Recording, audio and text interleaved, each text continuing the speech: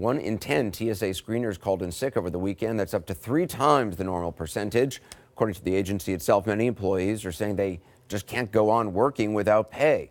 On Friday, our Randy Kay sat down with 5 federal workers, 1 from the EPA, 2 from the Bureau of Prisons, 1 from the TSA, and 1 from an air traffic controller. 4 are working without pay. 1 is furloughed.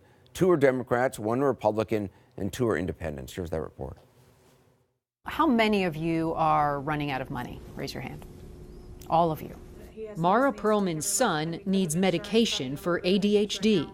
I don't know how I'm going to pay the $250 a month for his medication. My husband and I have put ourselves on a macaroni and cheese and grilled cheese sandwich diet, so therefore the kids can eat.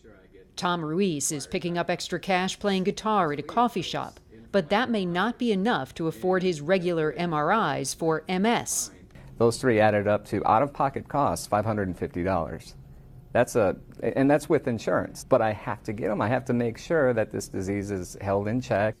Kyle Coates, a divorced dad, may have to skip the 300-mile drive every other week to see his daughter. I wouldn't have the gas money.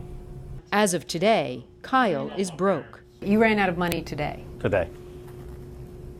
What are you going to do? I absolutely did. I had like $20 left in my bank account, so called my parents and they're going to put in $300 for me today. So when you know you have zero income but there is no end in sight, that's what becomes the problem.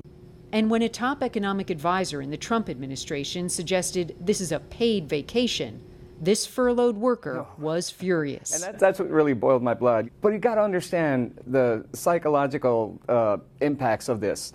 Being at home, we feel undervalued, we're unappreciated, and that results in just low morale, of course. Kyle, do you think that President Trump can relate to the situation that you're in?